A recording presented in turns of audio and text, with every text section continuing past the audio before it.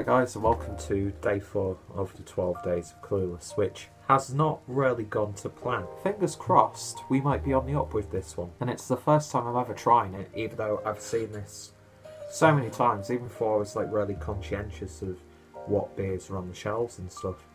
And I was in my local bargain booze again today, which the one thing I like about local bargain booze that I have, doesn't have like the most dynamic range of real ales or craft beer, but it is always revolving, so you'll find some nice, weird and wonderful stuff. So they've got a couple more Christmas beers, so at least I know one place where I can pick some Christmas beers up if I don't manage to make the 12 days of Christmas.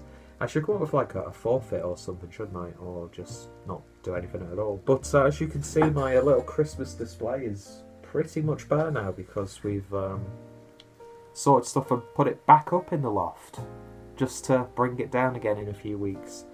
So yeah, logic. The puns are strong with this one once again. So we're going over to the Thwaites Brewery, not F-W-A-I-T-E-S. You know, it's hard for me to say the number 3 and then the word free with an F. It always sounds like I'm just saying it with an F because of speech impediment, whatever that will be if you can't pronounce TH properly. I don't know. If someone can let me know in the comments, feel free to do so. Troll the hell out of me. Whatever. Anyway, so we're going over to the Thwaites Brewery and we've got a bottle of the Yule Love It, which is a magically festive brew, clocking in at 4% ABV. So Yule Love It. They say Christmas is a time for giving, so what better gift than this wonderful amber ale with its balanced hop and malt, biscuit malt flavours, finished off with lingering bitter notes. We have a festive feeling you'll love giving it as much as they'll love drinking it. So yeah, 4% ABV, amber ale. Don't know if this is like it's spiced or if there's anything different or if it's just a festive repackaging of an amber ale that they do all year round. Really not too sure. Didn't want to do any research on it.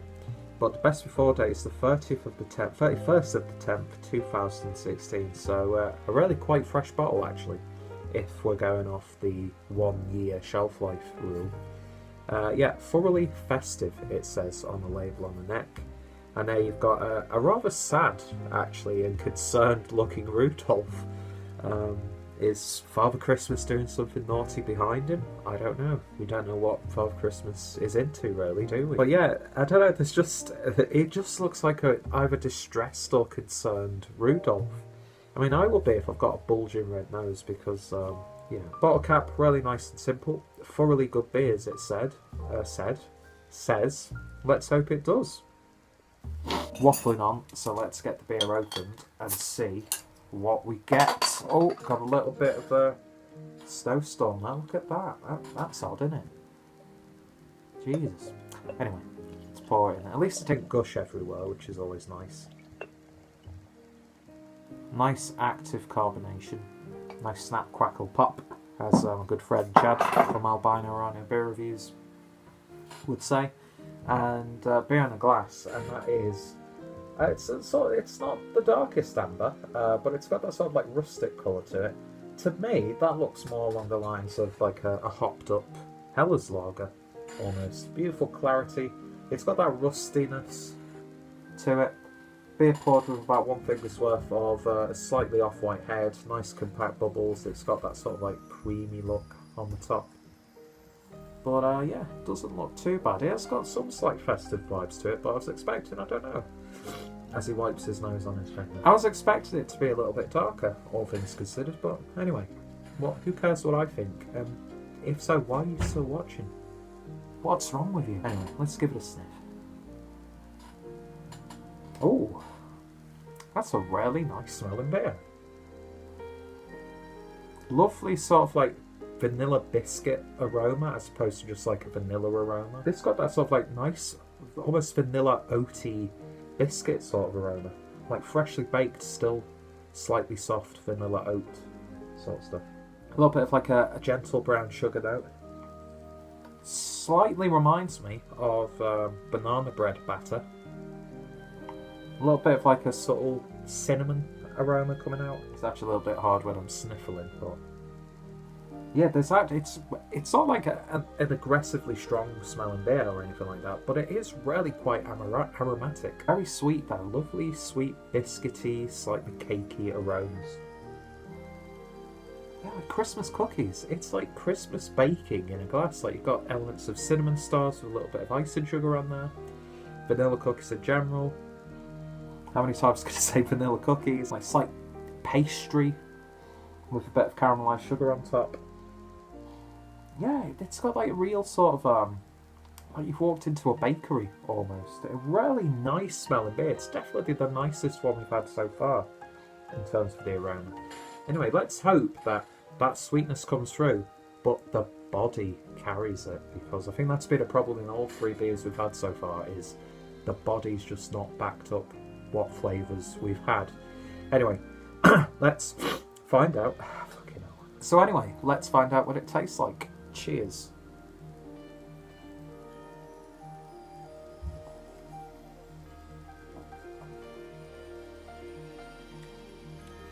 Ooh. First and foremost, best beer that we've had so far. And not just like the best of a bad bunch. This is actually a really nice beer. It's got a nice upper medium body to it, nice mouthfeel to it. It does carry those flavours that's in there. Not as sweet as I was expecting it to be on the aroma, which could be good, because then there's always that risk of a beer becoming too sickly sweet. But what, I mean, I'll get into the other flavours as I'm going on, but the one thing that strikes me a lot actually is how hoppy this beer is. I could be wrong, but I'm guessing they've got your typical Fuggles, Styrian Goldings type hops. But I'm getting like a really nice Cascade hop in there. It's got that slight pine needle flavour as well.